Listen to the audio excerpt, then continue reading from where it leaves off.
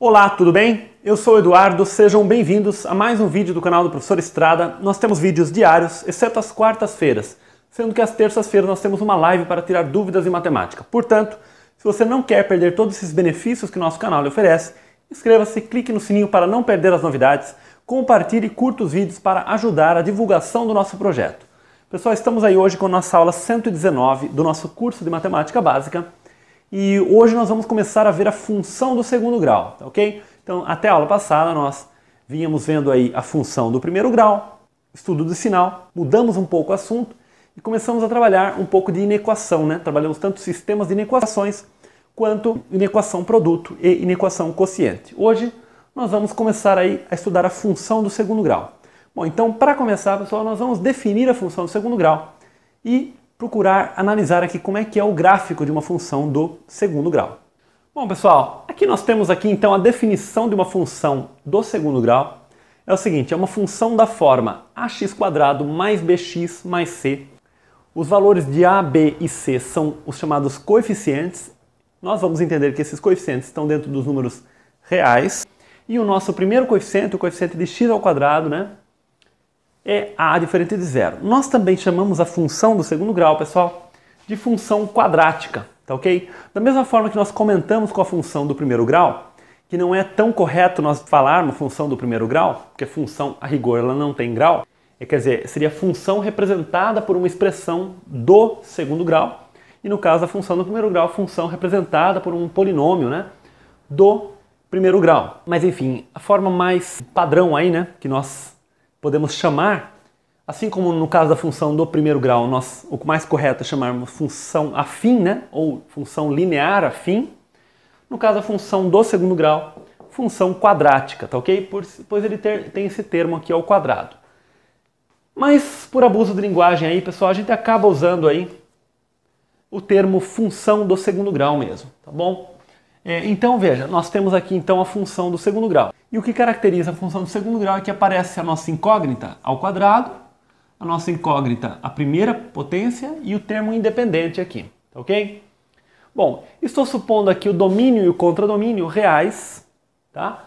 Embora nós possamos restringir aí, dentro de algumas condições aí, né? Podemos restringir esse domínio e o contradomínio, tá? Coloquei alguns exemplos aqui. Então, por exemplo, f de x, 2x² menos 3x mais 2. G de x, menos x² mais 5x. Então, nesse caso, o nosso c é igual a 0. E h de x, x² sobre 5, menos 9. Nosso a é 1/5 e o nosso c é menos 9. O nosso b é 0 aqui, tá? Note que o a nunca pode ser 0, né? Por isso que nós temos esta condição aqui. Se o a for igual a 0, pessoal, por que nós exigimos isso aqui, né? Porque se o a for igual a 0, nós caímos numa função da forma bx mais c, né? Que é uma função do primeiro grau, tá? Então, quer dizer, quando a é 0, nós recaímos aí numa função do primeiro grau que nós já estudamos. Por isso que nós impomos essa condição para que a função seja, de fato, do segundo grau, tá? Ou chamada também a função quadrática. Vamos dar uma olhada agora como é que seria o gráfico de uma função do segundo grau. Bom, pessoal, para a gente analisar como é que é o gráfico de uma função do segundo grau, vamos considerar um exemplo bem simples aqui, que é uma função da forma f de x igual a x², tá? Função com domínio e contradomínio reais. Bom, notem aqui que se a gente comparar com a forma f de x igual a ax² mais bx mais c, o nosso a é igual a 1, nosso b é 0 e o nosso c também é 0, tá ok? Então estamos tomando uma função do segundo grau bem simples, tá? E vamos para essa função. Vamos calcular alguns valores aqui. Então eu estipulei alguns valores para o valor do domínio aqui, x, e agora vamos calcular alguns valores na imagem aqui, né? Bom, f de x é x², então menos 2 ao quadrado vai dar 4, tá ok? Menos 2 ao quadrado é 4, f de x, né? Lembrando que f de x é x². Menos 1 ao quadrado é 1. 0 ao quadrado, 0. 1 ao quadrado também é 1. 2 ao quadrado também é 4. Né? Se nós considerarmos mais dois casos aqui, o 3 e o menos 3, menos 3 ao quadrado é 9 e 3 ao quadrado também é 9, tá ok? Bom, com esses pontos aqui que nós determinamos, pessoal, Aqui nós descobrimos então que o nosso gráfico passa pelo ponto -2, 4, pelo ponto -1, 1, pelo ponto 0, 0, pelo ponto 1, 1, o ponto 2, 4, o ponto -3, 9 e o ponto 3, 9, tá ok? Com esses pontos, vamos colocar esses pontos aí no sistema de eixos cartesianos e vamos ver como é que é o formato desse gráfico aí. Bom, pessoal, é o seguinte, para nós termos uma boa escala desse gráfico aqui, eu tracei o gráfico da seguinte forma. Coloquei o eixo X aqui e o eixo Y aqui. Para o eixo X, a escala que eu usei, vocês não estão enxergando aí, mas eu usei a escala de 2 quadradinhos aqui da minha lousa, né? Vamos usar uma escala diferente em cada eixo, porque caso contrário vai ficar meio difícil da gente desenhar aqui com a escala correta, né? Pelo tamanho que fica, né? Então acabamos tendo que usar escalas diferentes em cada eixo. Bom, aqui nós temos então, cada 2 quadradinhos aqui é uma unidade, e cada um quadradinho aqui na vertical é uma unidade também, tá ok? Então eu marquei já alguns pontos aqui, né? E de acordo com esses pontos fornecidos, vamos ver como é que vai ser esse gráfico aqui. Bom, vou começar pelo ponto 0, 0. Então o gráfico ele passa pelo ponto 0, 0, que é a origem, né? Depois nós temos aqui o ponto 1, 1, que é este ponto aqui. E temos também o ponto -1, 1, que vai ser este ponto aqui. Depois nós temos -2, 4 e 2, 4. Né? 2, 4 e -2, 4.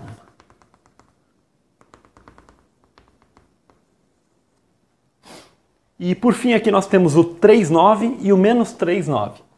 Então 3, 9.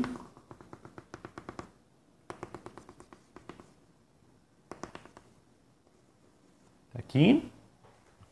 E o -3, 9 está desse lado aqui.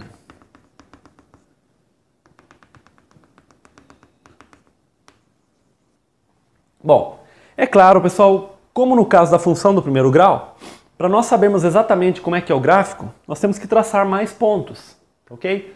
No caso da função do primeiro grau, nós conseguimos mostrar que é uma reta através da argumentação do conceito de coeficiente angular, tá ok?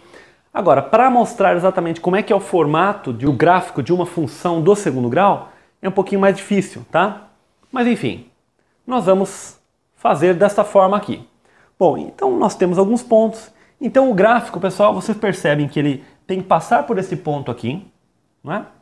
E ele vem para cá. À medida que o x cresce, o valor do y também cresce, né? Então ele passa por esse ponto, passa por esse ponto. Agora notem que não é uma reta, né? Porque se aqui fosse uma reta, essa reta não ia passar por esse ponto. Ou seja, ele vai tendo um crescimento aqui, né? Ele vai tendo um crescimento, porque à medida que o x cresce aqui, uma unidade, aqui vai crescendo muito mais, né? Porque ele cresce com o quadrado, o f de x, né? E notem também que existe uma simetria, né?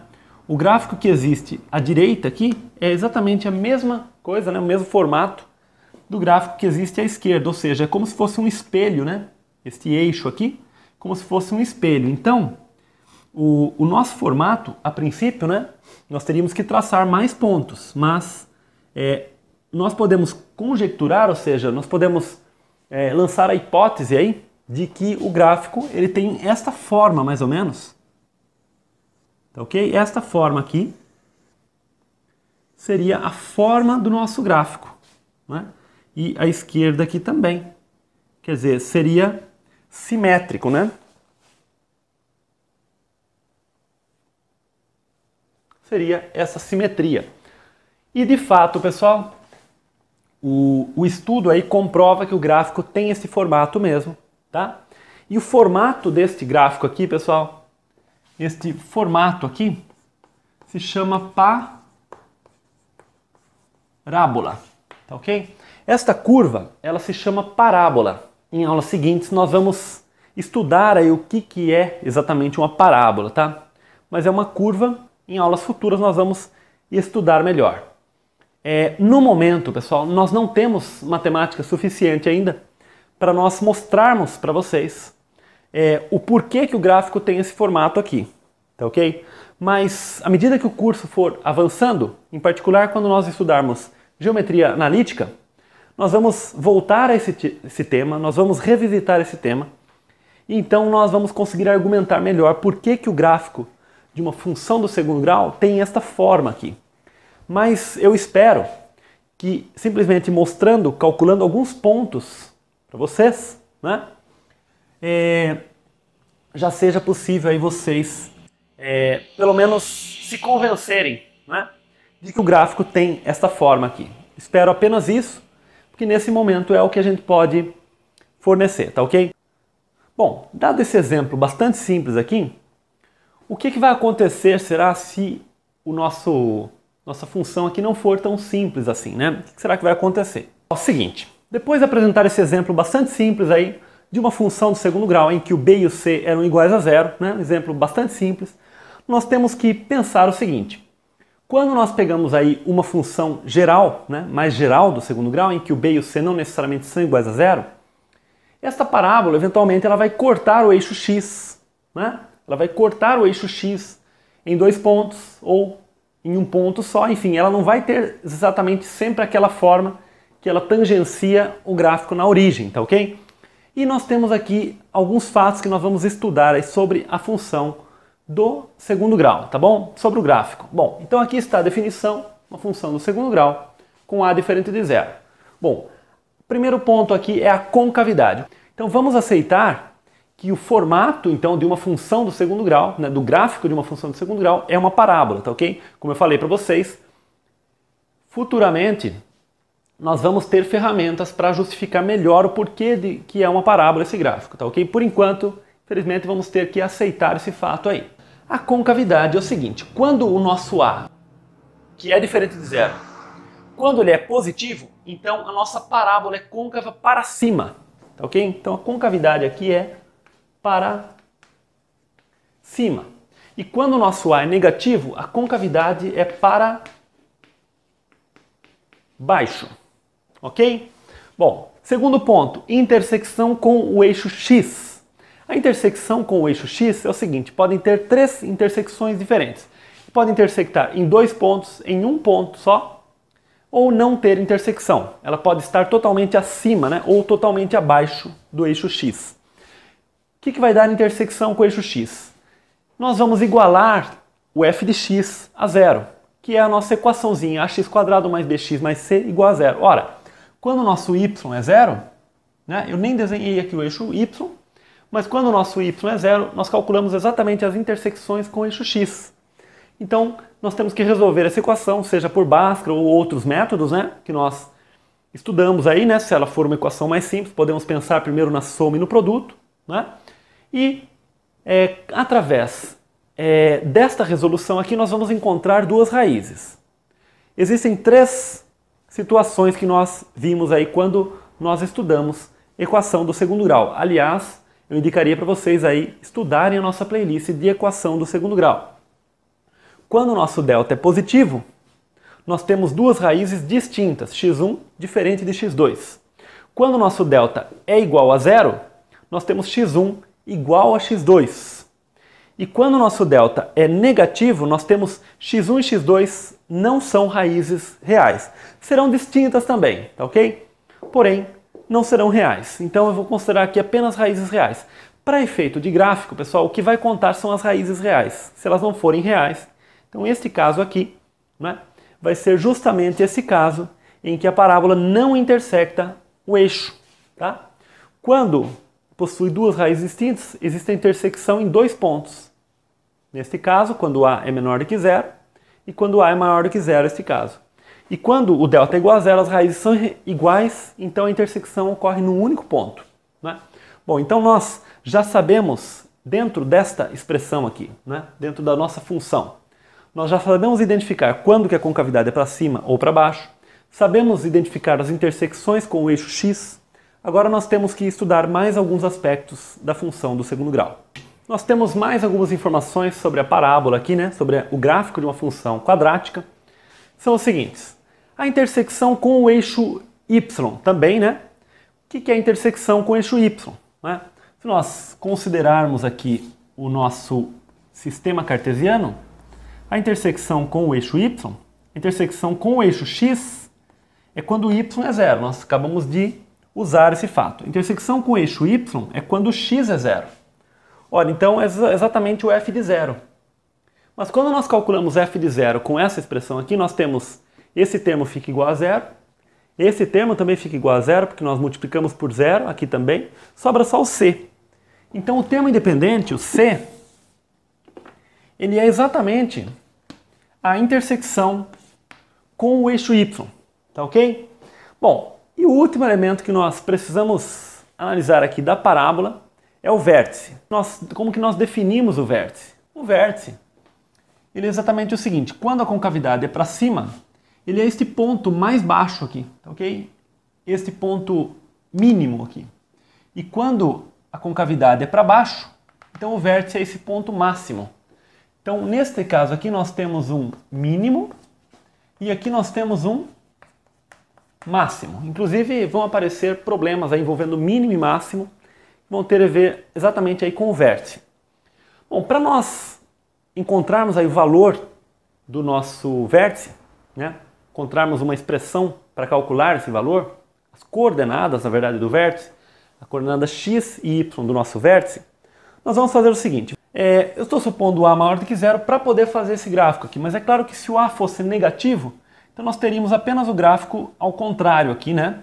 Teríamos ao contrário, mas as raízes seriam as mesmas e o vértice, a coordenada x do vértice, seria esta aqui. Ora, mas a parábola, existe aqui uma simetria, ok? E a coordenada x do vértice, ela passa exatamente por esse eixo de simetria, ok? Então aqui nós temos um eixo de simetria, tá ok? Então, esta nossa coordenada x do vértice aqui, ela passa pelo eixo de simetria. Mas notem que este ponto central aqui, ele fica exatamente no meio de x1 e x2, é o ponto médio, né, entre x1 e x2. Então, o nosso x-vértice, na verdade, vai ser o quê? x1 mais x2 sobre 2, ou seja, a média entre esses dois valores dá exatamente o valor central aqui. Agora, x1 mais x2, o que é? É a soma das raízes. No nosso estudo de equação do segundo grau, nós estudamos a soma e o produto entre as raízes de uma equação. E nós vimos que a soma é exatamente menos b sobre a. Né? Então a soma é menos b sobre a. Daqui vem o seguinte, menos b sobre a, dividido por 2, nós multiplicamos por meio. Né? Uma fração dividido por uma outra fração, né? Aqui nós temos 2 sobre 1, então ficamos menos b sobre a vezes meio. Então esse 2 multiplica embaixo, menos b multiplica em cima. Então, menos b sobre 2a, esta é a coordenada x do nosso vértice. Tá ok? Agora, uma vez determinada a coordenada x do vértice, nós podemos encontrar a coordenada y como? Substituindo exatamente aqui na nossa função. O nosso y-vértice, será a coordenada y do nosso vértice, será o quê? Será f de x-vértice, que é aquele valor ali, tá? E a função aplicada no vértice, basta que nós substituamos aí, fica a vezes menos b sobre 2a ao quadrado, né? A vezes x-vértice ao quadrado, mais b vezes menos b sobre 2a, mais c.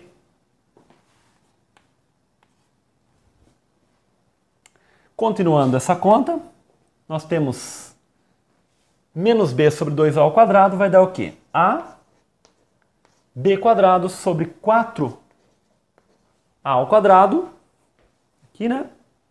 Mais, né? Menos b quadrado sobre 2a, mais C. Continuando, nós temos o seguinte, um A aqui pode ser cancelado, então ficamos com o denominador 4A aqui. Bom, para deixar tudo com o denominador 4A, vamos fazer o seguinte, vamos copiar essa primeira expressão, ficou b quadrado sobre 4A, menos 2b quadrado sobre 4A, então aqui eu multipliquei por 2 em cima e embaixo, mais 4ac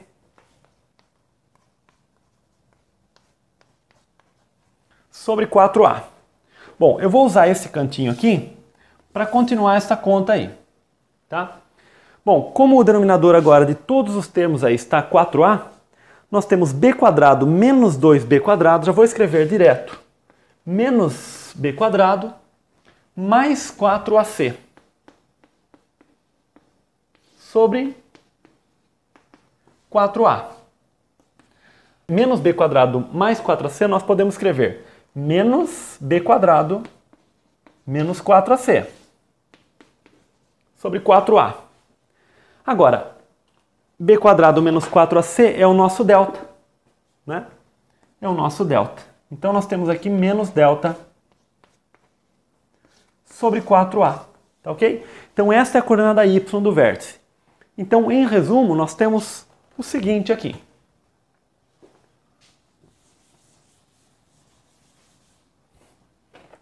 O nosso vértice, que vai ser o quê? X vértice, y vértice, é dado por menos b sobre 2a